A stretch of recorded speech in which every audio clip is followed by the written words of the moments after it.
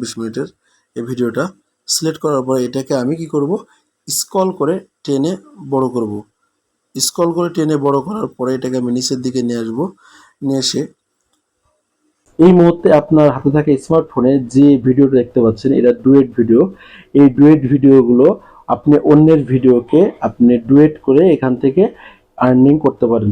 তো সবাই চায় যে আমি ফেসবুক থেকে ইনকাম করি।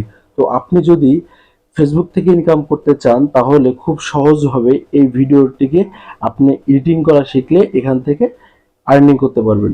আসলে ফেসবুকে ইনকাম করা তেমন কোনো কঠিন কাজ নয়, যদি আপনি আপনার হাতে থাকা স্মার্টফোনটা ঠিকভাবে ব্যবহার করেন বা কিছু ভিডিওকে কপি পেস্ট করে এডিটিং করেন, তাহলে এই এডিটিং এর মাধ্যমে আপনি এখান থেকে আর্নিং করতে পারবেন। এখানে ফেসবুক কোম্পানি থেকে কোনো রকম কপিরাইট মিউজিক এবং কন্টেন্ট কপিরাইট যেন না আসে।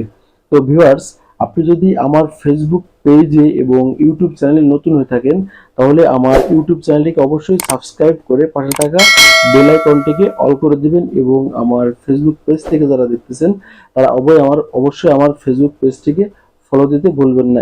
আপনাদের কারণে আমরা ভিডিওগুলো খুব কষ্ট করে তৈরি করি, তো আপনাদের কিছু জানিয়ে দেওয়ার জন্য। তো আপনারা যদি একটা লাইক কমেন্ট এবং আমাদের ভিডিওগুলোকে শেয়ার করেন তো আগামী ভিডিও তৈরি করতে আমাদের উৎসাহিত করবে। তো ভিউয়ার্স, কথা না বলে আমি চলে যাই মূল ভিডিওতে। ভিডিওটা স্কিপ না করে সঙ্গে থাকুন। শুরুতে চলে যাবেন আপনি আপনার মোবাইল ফোনের ডেস্কটপে যাওয়ার পরে প্লে স্টোরে গিয়ে এডিটিং করার জন্য একটি অ্যাপসকে ডাউনলোড করতে হবে। সেই অ্যাপসের নাম হচ্ছে ইনশর্ট, INSHORT, ইনশর্ট। এই অ্যাপসটিকে যদি ডাউনলোড করা থাকে তাহলে তাদের ডাউনলোড করার প্রয়োজন নেই, আর যাদের ডাউনলোড করা নেই তারা অবশ্যই অ্যাপসটিকে ডাউনলোড করে নামিয়ে নেবেন। নামানোর পরে সরাসরি চলে যাবেন আপনি অ্যাপসের ভিডিওতে যাওয়ার পরে এখানে নিউজ অপশনটা দেখতে পাচ্ছেন, এই নিউ অপশনটিতে আপনারা ট্যাপ দেবেন। নিউ অপশনটিতে ট্যাপ দেওয়ার পরে আমি যে ভিডিওটা সিলেক্ট করব বা যে ভিডিওটাকে আমি ডুয়েট করতে যাচ্ছি সেই ভিডিওটিকে আমি গ্যালারিতে নিয়ে নেব। এটাকে ক্যানভাস, আমরা কোন সিস্টেমে এটাকে আমার ফেসবুক পেজে বা ইউটিউবের পেজে আমি পোস্ট করব, এটা ক্যানভাস করতে হবে। আমি কোন সিস্টেমে ক্যানভাস করব, তাহলে ক্যানভাস করে আমি 9.16, এটা হচ্ছে একটা মাপ, যাক আমি 9.16 করে নিতে পারলাম। আবার আপনি যদি মনে করেন যে 9.16 এটা অ্যাকচুয়ালি এটা টিকটকের ভিডিওর মাপটা, আমি 9.16 করে নিলাম। করে নিয়ে এবার এই ভিডিওটাকে আমি স্ক্রল করে উপরের দিকে নিয়ে যাব। স্ক্রল করে উপরের দিকে নিলাম, নেওয়ার পরে আমি এই নিচে যে ধরনের ভিডিওটা দিব আমি সেই ধরনের ভিডিওটা আমি আবার পিআইপি করব। এখানে গিয়ে পিআইপি করে এখানে গিয়ে আমি পিআইপি করব। পিআইপি করার পরে এখান থেকে আরেকটা যে ধরনের ভিডিও আমি দিব সেই ভিডিওটিকে সিলেক্ট করব।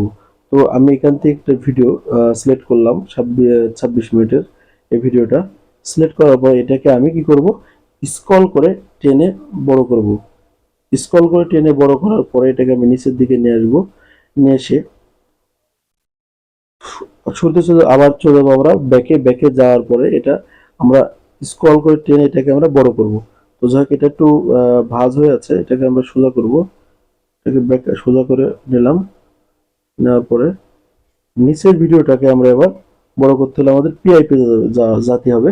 আমরা পিআইপিতে গেলাম, গিয়ে এটাকে আমরা স্ক্রল করে বড় করে দিলাম, হয়ে গেল।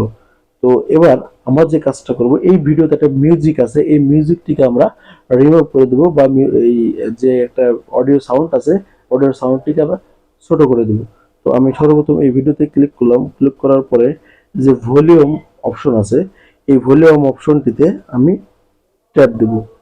এই ভলিউম অপশনটিতে আমি ট্যাপ দেব। দেওয়ার পরে এখান থেকে একটা ভলিউম আছে, এটাকে আমি ডাউন করে নিচে দিয়ে দিলাম, তাহলে এখানে সাউন্ডটা থাকলো না। এবার আমি চলে যাব এই ভিডিওতে দিলাম।